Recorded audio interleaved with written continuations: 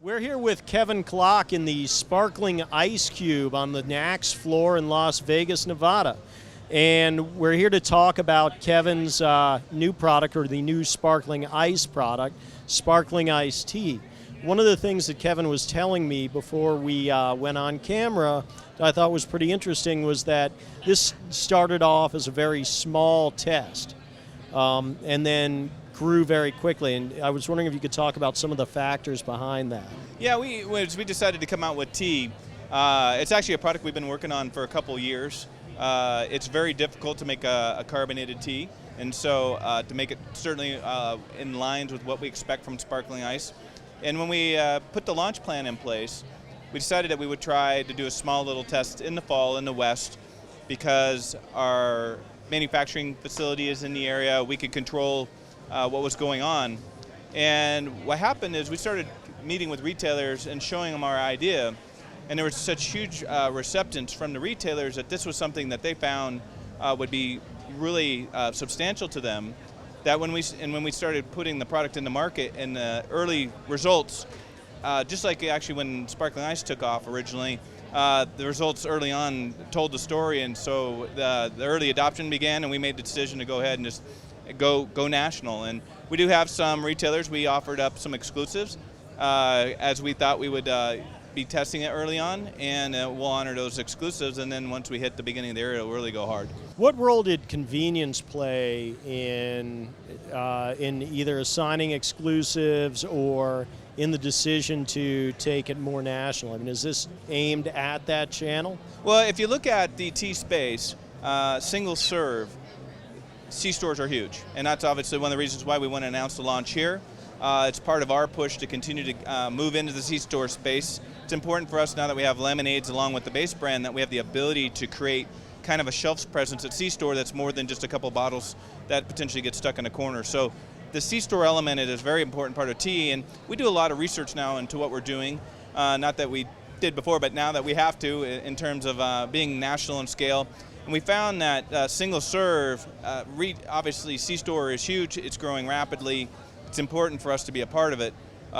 We won't necessarily, doesn't mean we're not going to do grocery as well, but there's going to be a little bit more of an education to get grocery single serve tea up and running, as that seems to be dominated by multi-packs and gallon jugs. But we are going to certainly bring our element of brand with sparkling ice that we've done with lemonades and our base brand, which we're in the sparkling water category, which for a while was multi-serve and multi-pack, and we're going to now bring that same element to tea. Now, when you talk about bringing the same element to things, one of the things that I think is very interesting is this is the first time that you guys are entering a category in which there's already existing competition, as opposed to sort of being pursued by folks against whom you really do have a first mover advantage. And I wonder how that's playing out for you guys strategically. Well, in terms of definition of, we think we're kind of a hybrid actually, because we're coming at it with a carbonated element. There's been a few people who've tried to do a little bit of that, not a lot of success in the category. So we do believe we're kind of between categories, which is, inevitably when we talk at BevNet, that's where the white space is.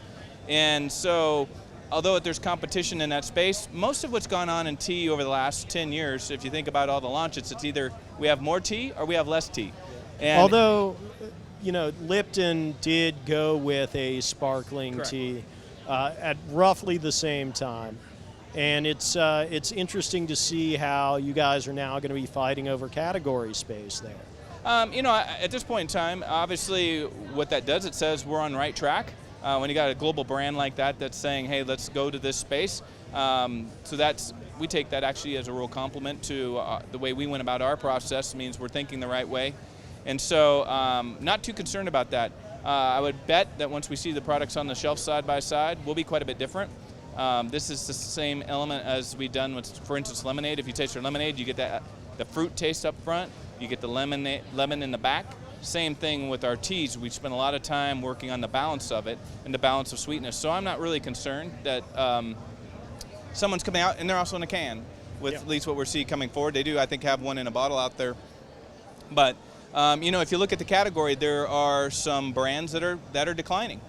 And so we saw that as an opportunity. So albeit it is a space that has a lot of major players in it, it was a category we felt that needed some sparkling ice innovation in it. What do you think is really telling you that sparkling ice is reaching people as a brand now, as a brand phenomenon, and that you feel comfortable launching brand extensions under that? Probably consumer feedback would be number one. We're getting an awful lot of consumers. And when we do our testing, we found the day use part around the consumers still were using teas. So now if we could provide a tea option to our consumers for the day uses where they weren't using our product, that continues to add to their purchase rate. And then also for us, we're growing very rapidly in sparkling water, which is a space that still's got a ways to go to mature and to bring along the shelf space at a rate relative to the scale that we're growing. So this is an opportunity for us to get into a new space where we could continue to grow shelf space versus just trying to compete with our existing brand. Absolutely. Now, one thing that happens when you see a brand start to move into new categories and adjacencies is you see sort of a volume growth play that often has to do with valuation. And I wonder how recent talk of sparkling ice or Talking Rain's valuation is affecting thoughts about where you want to go next.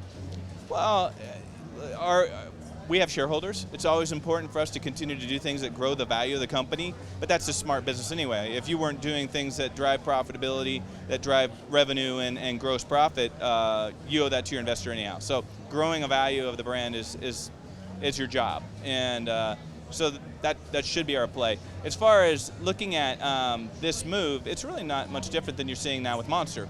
Monster's defined as a brand, and it's been able to slowly expand, albeit much of it with the energy component. They've done a really nice job of starting to grab consumers from other categories, and then somehow a lot of people believe we could be doing the same thing. Absolutely. Now, are your distributors giving you a lot of feedback in that regard? So it was great. We had a meeting last week with several of our distributors. Our distributors are excited as ever. We've given them some great tools in terms of to be able to go out there and compete. Our business to our retailers our distributors is incremental. That's important. A lot of times when they bring on these new age brands and stuff, a lot of them just steal shelf space from each other. Our brand, with this national DSD network, we bring them incremental volume.